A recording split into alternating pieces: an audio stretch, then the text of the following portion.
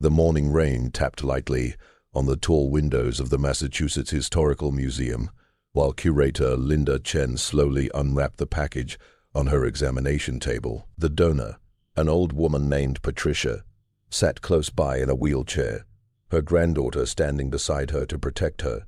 "This photograph has been in our family for many generations," Patricia said, her voice weak but steady. "My grandmother kept it in a special frame on the mantel. She used to tell us stories about the people in it, the Morrison family, our ancestors from the 1890s. Linda lifted the photograph out of its wrapping.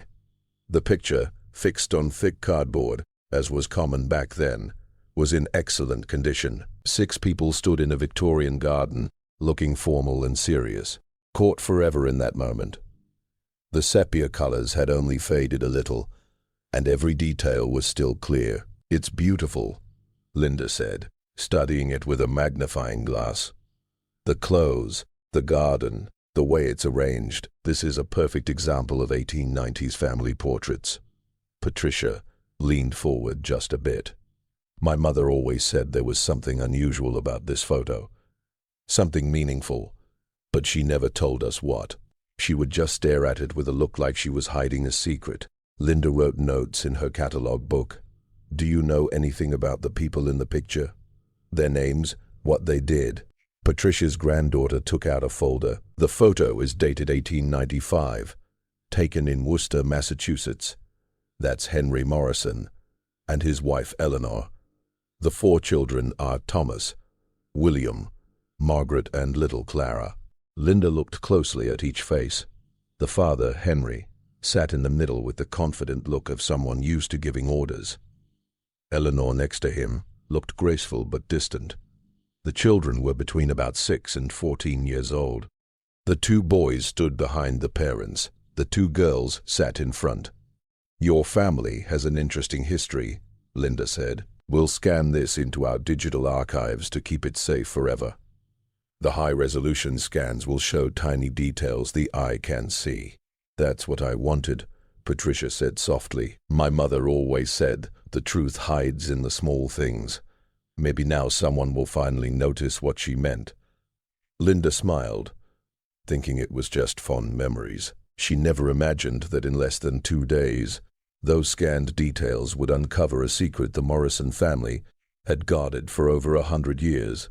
A secret right there in plain view, waiting for modern machines to reveal it. "We have a nice family portrait from the 1890s, his assistant Jamie said, placing the Morrison photo on the scanner glass. "The curator wants complete records, close shots of faces, clothes, background items."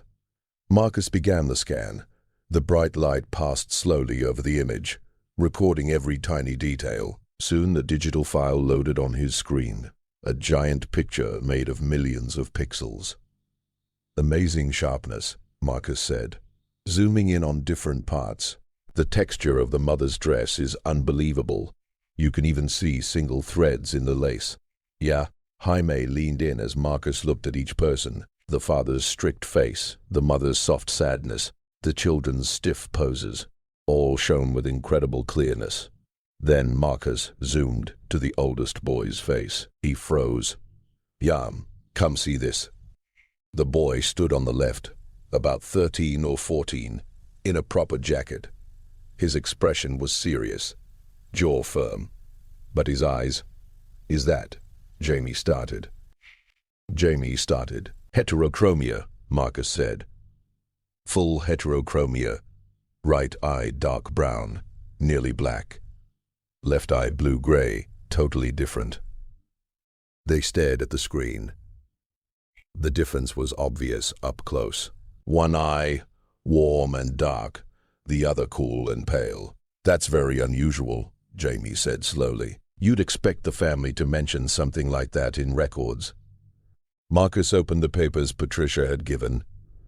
He checked birth records, census information, family letters. Every document described Thomas Morrison the same way. Brown hair, brown eyes, average height. No word about heterochromia. "Maybe the records are for someone else," Janie said. But Marcus zoomed back to show the whole group. Positions, ages, clothes, everything fit. This was certainly Thomas Morrison, oldest son of Henry and Eleanor Morrison. He checked the other children's eyes. William Brown, Margaret Brown, Clara Brown, all matched the descriptions. Only Thomas had this striking feature that was missing from every official record. "This doesn't add up," Marcus said. "Heterochromia is impossible to overlook. It's so obvious. Why isn't it written anywhere?" Iramra took a picture of the screen. "We should show Linda and Dr. Rashid. She's good with family history puzzles." Marcus saved the files and marked Thomas's face, specially. While doing that, he noticed Eleanor's look. Instead of usual proud mother expression, there was tightness around her eyes and mouth, and her hand on Thomas's shoulder squeezed too hard. The cloth under her fingers was wrinkled. She held him like she was afraid he would disappear. Dr. Sarah Rashid laid out papers on her desk while Marcus and Linda watched. As the museum's genealogy expert, she had spent 3 days checking the Morrison family history, and her face showed surprise. "This is one of the oddest cases I've come across," she said, pointing to a birth certificate. Thomas Morrison, born March 15, 1881, Worcester, Massachusetts. Parents Henry and Eleanor Morrison. School records at age 14. Brown hair, brown eyes, 5'6". No mention of heterochromia. She opened the high-resolution scan on her laptop. But here it is, plain to see. Complete heterochromia. Likely from birth. It doesn't come later or go away. He had this his whole life. Linda moved closer. Could the records be mistaken? Just a writing error. Not the same mistake repeated in so many places, Dr. Rashid answered. Marriage license, 1905. Brown eyes. Military papers, 1917. Brown eyes. Passport, 1920. Brown eyes. Every official document says brown eyes. This isn't fading. The heterochromia is real in the original photo. Dr. Rashid opened another file. Eleanor's private letters to her sister from 1890 to 1900. She talks about her children often. Listen to this from 1896. Thomas grows more like his father every day. The same dark eyes. The same serious nature. Dark eyes, said as one thing. Not one dark, and one light. End. Linda repeated. Dark eyes. Rashid showed a newspaper cutting. Worcester Daily Times, June 1895, months after the photo. Society note about the Morrison family. It says the Morrison boys, Thomas and William, both have their father's dark looks. No mention of anything different. She leaned back. Either everyone who described Thomas Morrison for 40 years missed his heterochromia, which is almost impossible, or the boy in this photo is not Thomas Morrison, at least not the natural child of Henry and Eleanor. The words hung heavy in the room. You're thinking adoption? Linda asked. Informal adoption, yes. Official adoption was rare in the 1890s, but families often took in children, orphaned relatives, kids of friends who died, sometimes more difficult reasons. He'd showed census pages. 1880 census, Henry and Eleanor, newly married, no children. 1890 census, 4 children, ages 9, 7, 5, and 3. Thomas would have been 9, Marcus calculated. So Thomas joins their home around 1881, the year he's supposed to be born to them, and all later records treat him as their real son. Birth certificate added later. Schools accepted what the family said. Dr. Rashid looked at the photo again. Heterochromia is so noticeable, so either they hid him completely, which newspapers prove they didn't, or people knew. The neighbors knew Thomas wasn't their blood child, but kept the secret. The real question is why, Zinda said quietly. Why hide this child's true background so carefully? Dr. Rashid returned a week later with fresh discoveries. She spread census records on the conference table as Marcus and Linda waited. I searched deeper, she said. For children with heterochromia in Massachusetts between 1880 and 82, census workers sometimes wrote special notes about unusual features. She pointed to one page. 1880 census for Worcester has extra remarks in the margins. Read this entry. She showed more documents. Margaret O'Sullivan is listed in city directories as a laundress from 1878 to 1881. Then she vanishes. No death record, no trace after. Just gone. The child disappears from Irish records the same year, 1881, when Thomas Morrison appears in the Morrison house. Dr. Rashid showed an old photo of Worcester's Irish area in the 1880s. Narrow streets, packed buildings, laundry lines between houses. Margaret lived only 6 blocks from the Morrisons. Margaret lived only 6 blocks from the Morrisons. Walking distance. Close enough for Eleanor to hire Margaret for laundry. That's my idea, Dr. Rashid said. Eleanor likely hired local laundresses. She met Margaret, saw the boy with those unusual eyes. Then Margaret disappears, and Eleanor suddenly has a new son. Linda looked back at the photograph. What happened to Margaret? Did she die? Did she give him up on purpose? I found more. Dr. Rashid opened a leather diary. Eleanor's journal from 1881. Patricia found it and brought it. Most pages are ordinary, but listen. April 3rd, 1881. She read, I have made a choice Henry disagrees with, but my heart requires it. A child should not pay for things he cannot control. The boy deserves safety, learning, chances his birth cannot give. I will give him these. I will give him our name. God forgive me if this is wrong, but I believe love is never wrong.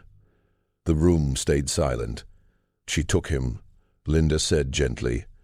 Eleanor took Margaret's child and raised him as hers. Dr. Rashid turned pages. 3 weeks later.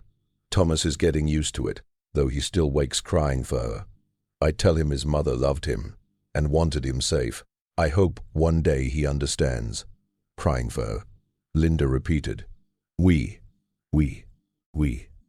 Margaret was still alive when Eleanor took him. This wasn't after death adoption. I must find out what happened to Margaret O'Sullivan. Dr. Rashid said, and why a proper Protestant family would risk their good name to raise an Irish immigrant son. In 1881, that would have caused huge scandal. Rashid's big find came from a surprise source. A historian studying old medical practices contacted the museum after seeing news of the Morrison case. She had records from Worcester City Hospital in the 1880s. I've been scanning hospital files from 1875 to 1885, Dr. Ellen Kozlowski said on video call. I found something that might connect. 1881, a woman admitted after a bad attack. Irish immigrant, Margaret O'Sullivan. Dr. Rashid's heart beat faster.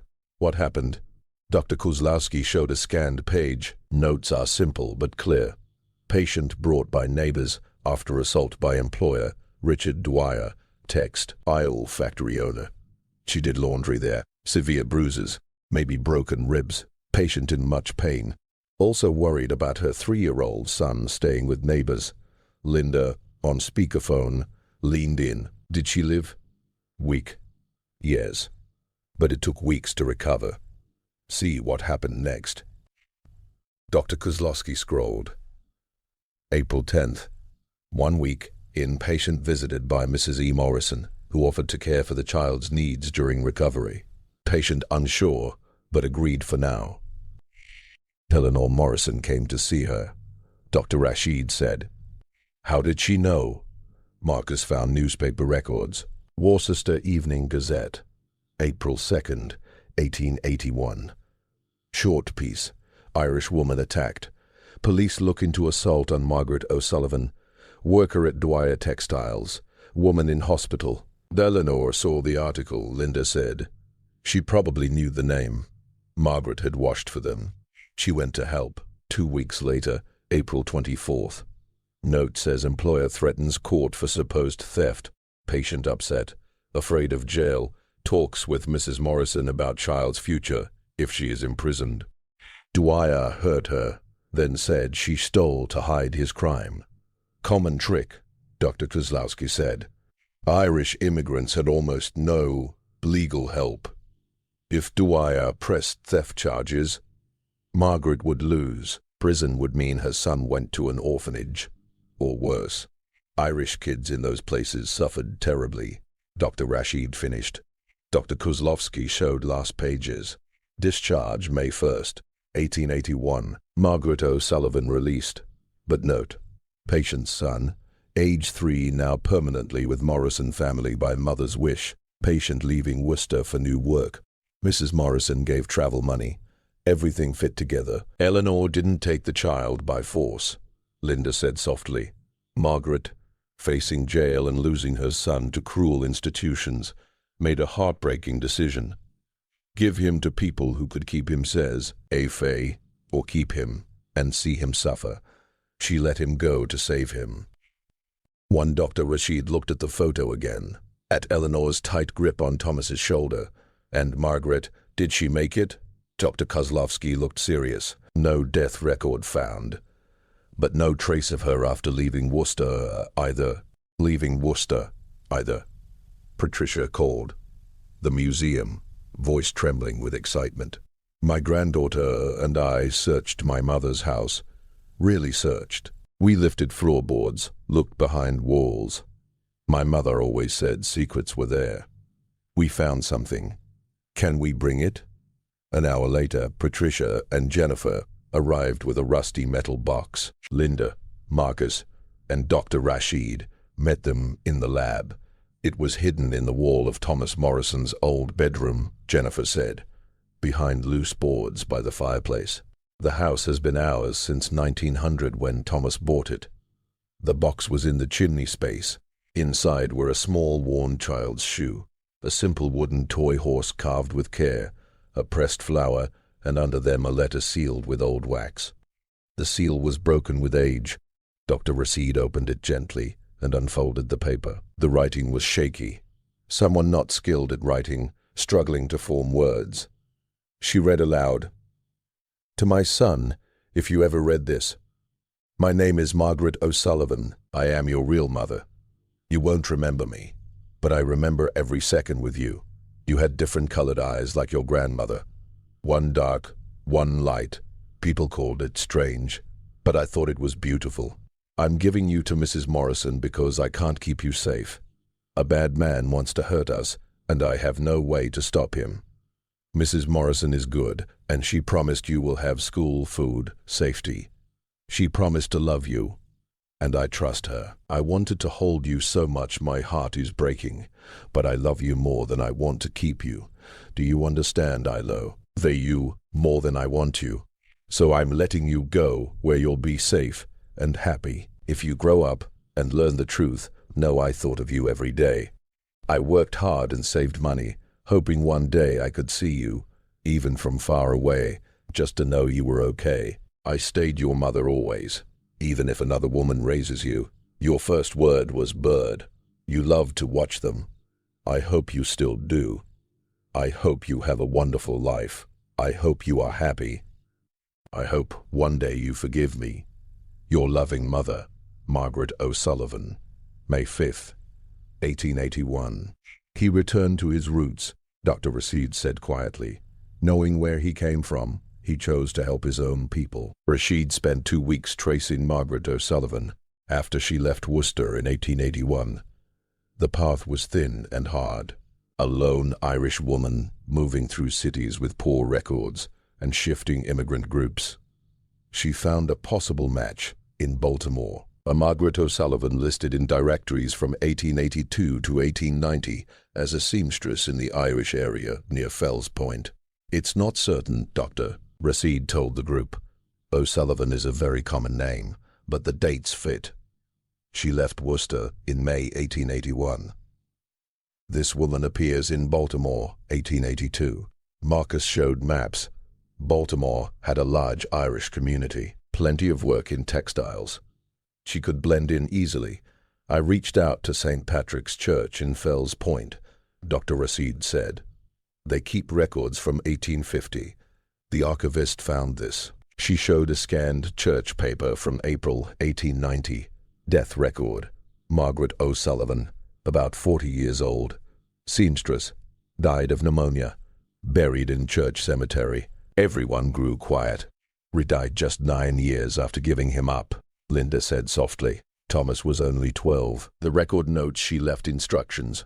$47 saved to be held for her son, if he was ever found. Son's name, Thomas. Special mark. Mismatch. Special mark. Mismatch. D eyes. One dark, one pale. Marcus leaned in. She saved for him. 9 years as a seamstress. $47. That's many months of hard work. She put aside every penny she could, Dr. Rashid said. And she remembered his eyes perfectly. She described them so anyone searching would know it was him. Jennifer asked what they all wondered. Did he ever learn about the money? Did he know she died? Dr. Rashid showed another paper. The church tried to find the boy. They wrote to Worcester Catholic groups looking for Thomas with heterochromia, but Thomas lived as Thomas Morrison in Protestant schools, his Irish past hidden. The letters never found him.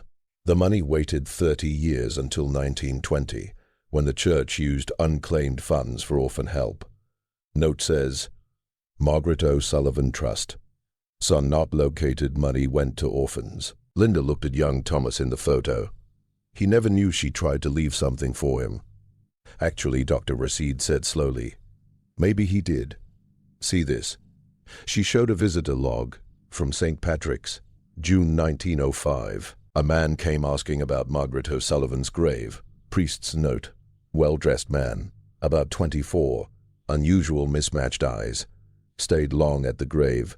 Left $50 donation for orphan fund in her name. Silence filled the room. He found her, Patricia whispered. Thomas found his birth mother's grave. $50, Marcus said. Almost the same amount she saved. He gave it back in her name. Dr. Rashid smiled faintly. The note adds, gentleman, very moved, asked if Margaret left any word, told about the trust. He seemed relieved. She thought of him to the end. Patricia came back later with one last box, Eleanor's private papers from her last years. Inside was a sealed envelope, marked for her children to open after her death. Eleanor died in 1923. Her children read it then but kept it private. My grandmother kept this, Patricia said. Thomas's daughter. She never told anyone outside family, but now I think Eleanor would want the full truth shared. Dr. Rashid opened the old envelope carefully and took out pages of Eleanor's neat writing, dated January 1923, a few months before she died. Margaret and Thomas, Patricia said softly, before it all broke apart. Eleanor kept it safe all those years. Eleanor kept it safe all those years. Eleanor kept it safe all those years. All this year's research found something moving. She asked St. Patrick's Church in Baltimore for full donation records to their orphan fund from 1905 to 1905 to 1952. Look, she told the team, spreading ledger pages. From 1905, when Thomas first visited the grave. Entry T. Morrison, Worcester. $50 to orphan fund in memory of Margaret O'Sullivan. She pointed to 1906. Same gift, same amount, same words. Marcus checked further, every year, without fail from 1905 to 1951, 1 year before Thomas died at 71. 46 years straight, $50 each time, always for Margaret. So, Rashid showed visitor logs too. Thomas went to her grave nearly every year, on May 5th, the day she wrote her goodbye letter. Linda figured quickly. $50 in 1905 equals more than $1,500 today. On a teacher's salary, that's a big amount. He made it important. No matter what, marriage, children, hard times, wars. He never skipped a year, Dr. Rashid said. The church archivist said the priest today still wonders who this faithful T. Morrison was who remembered Margaret O'Sullivan so long. This photo hung in a family home more than 100 years, Daniel told his students. People saw it many times, but no one noticed the truth in those eyes until modern tools made them clear. What does that teach us about history? We miss things if we don't look carefully. People can stand right in front of us and still be invisible. Right, Daniel said. Thomas Morrison lived as a respected teacher, a Morrison by name and position, but his eyes told another story, an Irish immigrant boy's story, a mother's painful choice, two women who loved him enough to give everything. The exhibition showed all Dr. Time enough to give everything. Rashid's findings, Margaret's letter, Eleanor's words, church papers, donation lists. Visitors could follow the whole discovery, seeing how one unusual feature opened a 70-year story. Patricia, now in her 90s, came to the opening with Jennifer. She watched people connect with her family's past. My mother said the truth lives in the details, Patricia said. She knew Thomas told his children before he died, and they kept it as family secret. My mother gave me the photo for the museum because she believed one day someone would look close enough. A young Irish-American woman stood crying before the photo, reading Margaret's letter, the words of a mother giving up her child for his better future. Dr. 4. Rashid joined Patricia and Jennifer. We've heard from family researchers, historians, reporters everywhere. Thomas's story touches hearts because it shows real things about immigration, class, survival choices. But above all, it's about love. Difficult, hurting, imperfect love. Linda brought news. The Irish Heritage Foundation plans a scholarship in Margaret O'Sullivan's name. They'll call it the Margaret O'Sullivan Morrison Scholarship, honoring her Irish roots and the Morrison family who raised her son. It will help Irish-American students study to become teachers. Patricia smiled with tears. Margaret would love that. She saved for Thomas all her life. Now her name will give others the schooling she dreamed for him. Marcus built an interactive screen about Thomas's later life. 30 years teaching Irish children, yearly gifts to St. Patrick's orphans, quiet efforts to join two communities. Photos showed him with students, his special eyes clear in every one. A 1935 photo moved many visitors. Though, Mass at 54, with a class of first-generation Irish-American kids. The note said many of them became teachers too, bringing education to groups once kept out. At the end, Dr. Rashid gave a final talk. This started with one question: why no record of Thomas Morrison's Heterochromia? The answer opened a story of identity, sacrifice, hidden walls that shaped lives. Margaret couldn't shield her son from poverty and hate. Eleanor couldn't bring mother and son together before death. Thomas couldn't live openly as both O'Sullivan and Morrison. None had a perfect close, but Thomas honored both mothers and both heritages. He used the Morrison name's advantages to serve the Irish world his birth mother knew. He kept Margaret alive with yearly gifts and visits. He followed Eleanor's values through teaching. And those eyes, different, clear, impossible to hide, made sure someone would one day look closely and find the truth. She showed the last image, Thomas's face large on screen, his heterochromatic eyes staring across 130 years. History hides in plain sight. Dr. Rashid finished, in ordinary-looking photos, in eyes that carry stories, in families that love past the world's divisions. Our work is to look carefully, question what seems sure, and share the stories that wait to be told. Even after more than a century, as people left, many stopped for one more look at Thomas's eyes. Not just an odd trait, but a link between worlds, proof of two mothers' love, reminder that big truths hide in tiny details. Patricia touched the screen over Thomas's image. Your eyes told your story when everything tried to cover it, she whispered. Margaret would be proud. Eleanor would be pleased, and you would be glad the truth is finally known. Outside, spring sunlit Boston streets, where Irish and Protestant Newcomers and old families once stayed apart. Those old separations shaped the Morrison story, bringing hard choices and long partings. But inside the museum, watching all kinds of people connect with Thomas's life, it was plain that bridges built with love can last forever, especially when made by eyes that won't hide the truth.